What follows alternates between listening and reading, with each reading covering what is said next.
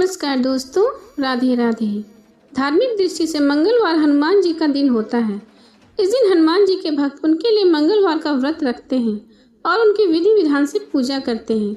मार्गशीर्ष मास के दिन मंगलवार पड़ने से यह मंगलवार और भी पूजनीय हो जाता है।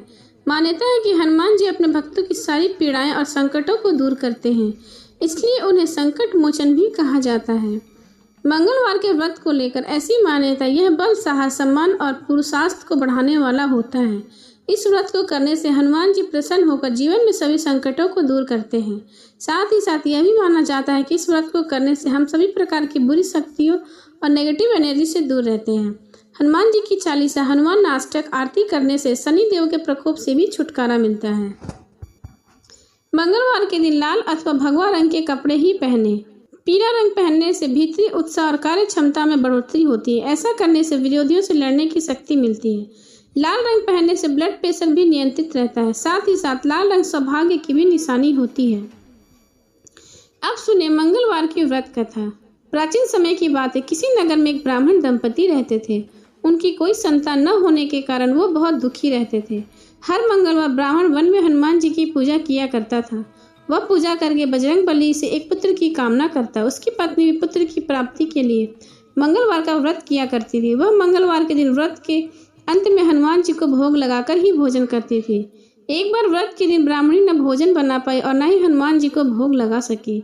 उसने प्रण किया कि वह अगले मंगलवार को हनुमान जी को भोग लगाकर ही भोजन करेगी। वह भूखी प्यासी 6 दिन तक पड़ी रही।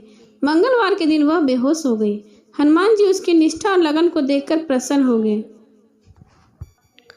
उन्होंने आशीर्वाद स्वरूप ब्राह्मणी को एक पुत्र दिया और कहा कि यह तुम्हारी सेवा करेगा। बालक को पाकर ब्राह्मणी अति प्रसन्न हुई।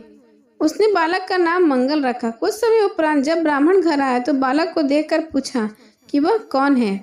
पत्नी बोली कि मंगलवार के व्रत से प्रसन्न होकर हनुमान जी ने उसे यह बालक दिया है। ब्राह्मण को अपनी पत्नी की बात पर विश्वास नहीं हुआ। एक दिन मौका देकर ब्राह्मण ने बालक को कुएं में गिरा दिया। घर पर लौटने में ब्राह्मण ने पूछा कि मंगल कहाँ है। तभी पीछे से मंगल मुस्कुराता हुआ आया। उससे वापस देख ब्राह्मण आश्चर्यचकित रह गया। रात को हनुमान जी ने उसे सपने में दर्शन दिया और बताया कि यह पुत्र उसे उन्होंने ही दिया है। सच जानकर ब्राह्मण बहुत खुश हुआ। जिसके बाद ब्राह्मण दंपति नियमित रूप से मंगलवार का व्रत करने लगे। मंगलवार का व्रत रखने वाले मनुष्य की हनुमान जी की अपार कृपा बनी रहती है। प्रेम से बोले हनुमान जी की जय। अब सुने हनुमान जी की एक अन्य कथा।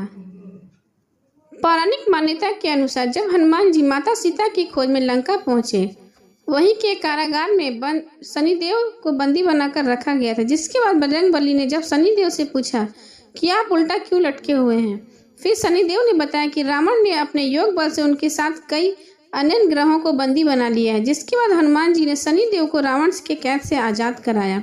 इसी बात से खुश होकर शनिदेव ने हनुमान जी से वर मांगने को कहा। तब जाकर हनुमान जी ने कहा कि आप मेरी आराधना करने वालों को कभी कष्ट नहीं देंगे।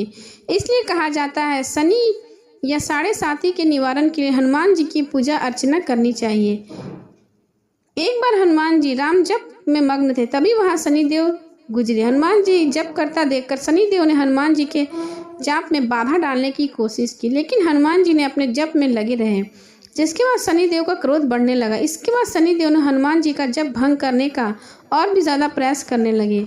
हनुमान जी को भी बार बार जप में भंग पड़ने के कारण क्रोध आ गया। उन्होंने क्रोध में शनिदेव की पूंछ में लपेट लिया और जोर जोर से पत्थर पर पटकने लगे, जिसकी वजह से शनिदेव का हाल बेहाल हो गया। अंत में शनिदेव ने हनुमान जी से माफ़ी मांगी। हनुमान जी के द्वारा बार बार पटके जाने के बाद शनिदेव बेहाल हो गए, जिसके शरीर में उनके अत्यधिक पीड़ा होने लगी।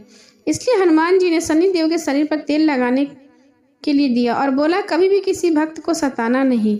शनिदेव ने हनुमान जी से माफ़ी मांगी और कहा कि जो मनुष्य उन्हें सच्चे मन से तेल चढ़ाएगा वे उसकी सभी पीड़ा हर लेंगे और मनोकामनाओं को पूर्ण करेंगे। इसलिए शनिदेव की हमेशा तेल चढ़कर प्रसन्न किया जाता है और शनिदेव हनुमान जी की पूजा करने वालों को परेशान कभी नहीं किया करते हैं। प्रेम से बोले हनुमान जी की जय। अब सुने हनुमान जी की अन्य कथा। हनुमान जी ने तोड़ा भीम का घमंड।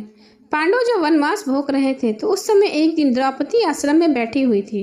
तभी एक पुष्प उड़कर उनके पास आ गया। पुष्प की सुगंध द्रौपदी को इतनी पसंद आई कि उन्होंने भीम को बुलाकर इस पुष्प को लाने के लिए कहा। उनकी शिक्षा को पूरा करने के लिए भीम पुष्प की खोज में वन की ओर चल पड़े। पुष्प की खोज करते हुए भीम एक वन के द्वार पर जा पहुंचे। वन में जैसे ही भीम ने प्रवेश करने का प्रयास किया, उनकी नजर रास्ते में लेटे हुए वृद्ध वानर पर पड़ी। भीम ने वानर से आग्रह किया कि वे रास्ते से हट जाएं, लेकिन वानर ने कोई प्रतिक्रिया नहीं दी। कहते हैं भीम ने वानर से पुनः हट जाने को कहा, लेकिन इस बार वानर ने कहा कि वह बहुत कमजोर है, इस उम्र में अब ज्यादा हिल डुल नहीं सकते, इसलिए लांग कर निकल जाओ। वानर ने इस व्यवहार से भीम को क्रोध आ गया और अपनी शक्तियों के बारे में बताने लगे। भीम ने वानर को अपना परिचय देते हुए कहा, कुंती पुत्र हैं वो, पवन उनके पिता हैं। लेकिन यह सब सुनकर भी वानर का कोई प्रभाव नहीं पड़ा।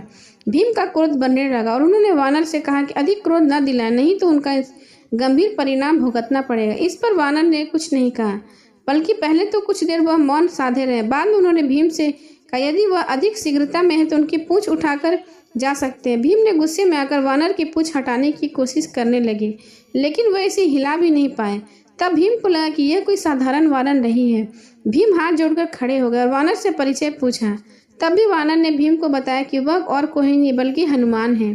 तब भीम ने पवन सूत से पूछकर आखिर उन्होंने रास्ता क्यों रोका। तब हनुमान जी ने भीम को बताया कि आगे विशेष वन है, यह रास्ता देवताओं का है और यह मनुष्य के लिए सुरक्षित नहीं है, इसलिए उन्होंने तुम्हारी रक्षा के लिए आना पड़ा। इसके बाद भीम को हनुमान जी उस पुष्प के बारे में बताया जिस पुष्प की तलाश में वह वहां आए थे।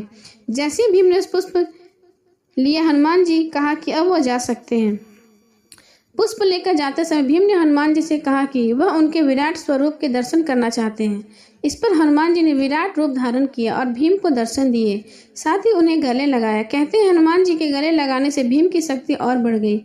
इसके बाद हनुमान जी ने भीम को महाभारत के युद्ध में विजय श्री का आशीर्वाद भी दिया।